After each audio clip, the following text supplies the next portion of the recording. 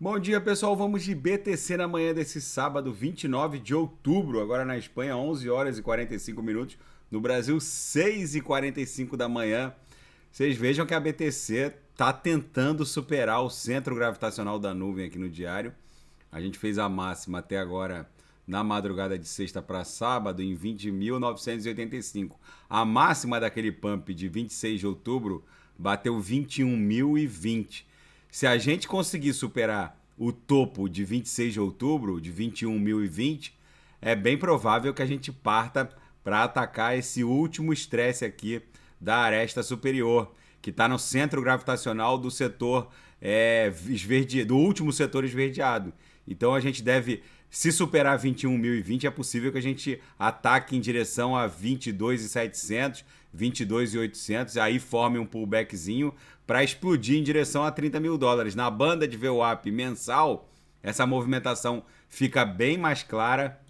Vocês vejam que 22.800, que foi o último estresse da aresta superior e que coincide com aquele centro gravitacional do último setor esverdeado, foi aquela fugida da Upper de 13 de setembro. E agora, nesse momento, a gente também está acima da Upper, da banda de VWAP mensal do mês 10, mês de outubro, que a gente está desenhando.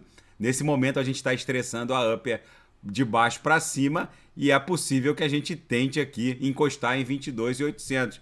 Normalmente, os finais de semana ostentam um padrão recorrente vendedor, mas como tem muito shortado e pesando muito o book no sentido short, pode rolar sim um short squeeze e todo esse povo ser liquidado,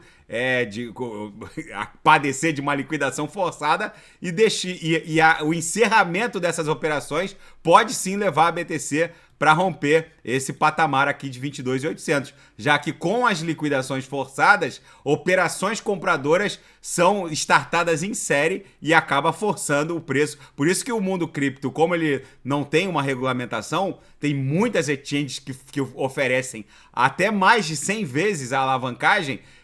Quando acontece um movimento mais brusco, o mundo cripto ele ostenta aquelas agulhadas bizarras que a gente não vê no mercado financeiro tradicional, justamente porque as posições são forçadamente encerradas em razão das liquidações. E no intraday a BTC está absolutamente didática. Bate na upper, volta para VWAP. Bate na upper, volta para VWAP. Nesse momento a gente está estressando a upper. Daqui a pouco eu vou ofertar os sinais na sala de sinais. O DXY no semanal, o DXY mede a força do dólar norte-americano contra as principais divisas do planeta e ele ostenta uma relação movimentacional de inversão em relação à BTC, ou seja, quando o DXY cai, a BTC sobe. Olha o que ele protagonizou aqui no candle dessa semana que se encerrou ontem, a plotagem dele. Um belo candle vendedor de rompimento descendente dessa cunha triangular. É bem provável que ele repita essa movimentação aqui no último triângulo no semanal que ele desenhou.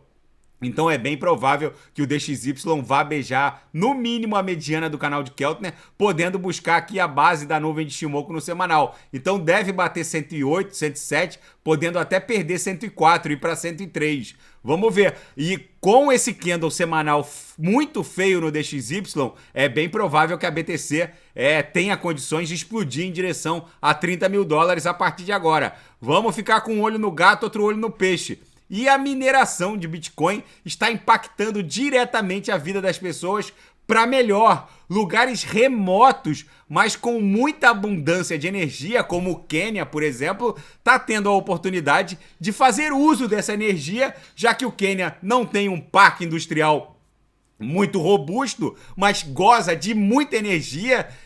Enfim, e agora eles podem fazer uso do gás natural e outras fontes energéticas com mineração de Bitcoin. A vantagem da BTC é essa, gente. Lugares muito remotos, sem consumo ou sem parque industrial para fazer uso da energia, está convertendo tudo isso em BTC. E isso aumenta a liquidez dentro da rede. Isso é muito bom. E os mãos de alface praticamente estão desaparecendo. A BTC ignora a queda das ações como Amazon, Meta, Microsoft e descola das Big Techs e segue subindo. E o bilionário do setor de mineração canadense, o Frank Giustra, um dos maiores produtores de ouro do mundo, diz que governos vão tentar destruir o Bitcoin, mas ele afirma que o Bitcoin guarda inúmeras vantagens em relação ao ouro como reserva de valor. Nada melhor do que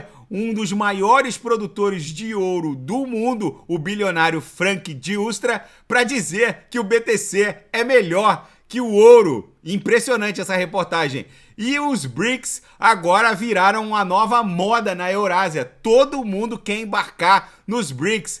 À medida que a política externa da Casa Branca vai forçando vai criando uma pressão não só energética, mas também geopolítica na zona do euro e nos Estados Unidos da América, agora com um novo pacote de sanções do Joe Biden contra o Irã, eles deram um golpe adicional ao cada vez mais problemático acordo nuclear de Viena. O petróleo iraniano, que poderia realmente aliviar a pressão a pressão inflacionária na zona do euro e nos Estados Unidos da América, agora fica destinado à Eurásia, criando uma força descomunal em favor dos BRICS. Até a Arábia Saudita quer entrar agora nos BRICS. Enfim, o bloco dos emergentes, que agora ganha uma roupagem muito mais robusta com esse embargo imposto pelo Ocidente contra a Rússia, agora ganha mais um fôlego nessas sanções impostas contra o Irã, pressionando ainda mais países da Eurásia a quererem entrar no bloco dos BRICS. Ou seja, gente, a reescrita da geopolítica planetária está se desdobrando sob os nossos olhos. Vocês podem ter certeza que isso vai impactar positivamente o mundo cripto. E a exchange Binance está criando uma equipe que vai revisar o código-fonte do Twitter no que diz respeito aos bolts. Para quem não sabe, a Binance do CZ participou da compra do Twitter junto com Elon Musk. Agora a Binance também é dona do Twitter. É bizarro. E isso vai redundar em seríssimos benefícios para o mundo cripto. O Elon Musk afirmou que quer fazer a plataforma migrar da Web 2 para a Web 3, rodando em blockchain, rodando numa plataforma descentralizada. Não será possível derrubar contas. E agora o código-fonte está sendo revisado pela Binance. Isso é muito bom. E na capa do New York Times, Bolsonaro versus Lula. O Brasil enfrenta uma escolha difícil, com grandes pesos políticos no cenário em disputa.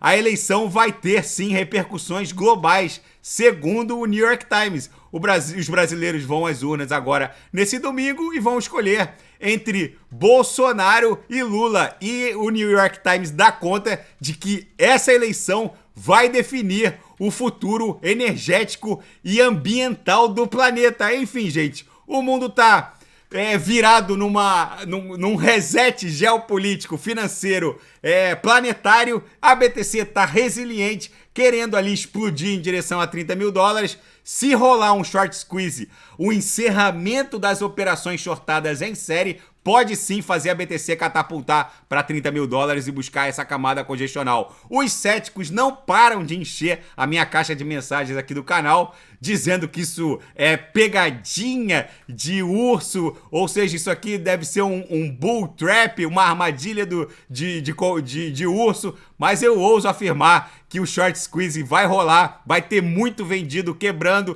e a BTC vai explodir em direção a 30 mil dólares. Se o discurso do Jerome Powell na semana que vem, se vier minimamente dovish, não precisa nem ser dovish, é só não ser tão hawkish quanto os discursos anteriores, vocês podem ter certeza que a BTC vai explodir. Agora com essas big techs sangrando e caindo igual uma jaca e muitos fundos considerados inquebráveis começando a pedir água pro Fed, vocês podem ter certeza que o discurso minimamente dovish do Jerome Powell vai fazer a BTC explodir em direção a 30 mil dólares. E com os maiores produtores de ouro do planeta dizendo que BTC é muito melhor que ouro, aí ninguém segura a BTC, que também tá ficando maluca. Daqui a pouco eu volto com ADA, XRP, Shiba Inu, vou fazer Polkadot Kusama e quem quiser sugerir alguma análise é só colocar nas mensagens abaixo. Grande abraço, até daqui a pouco.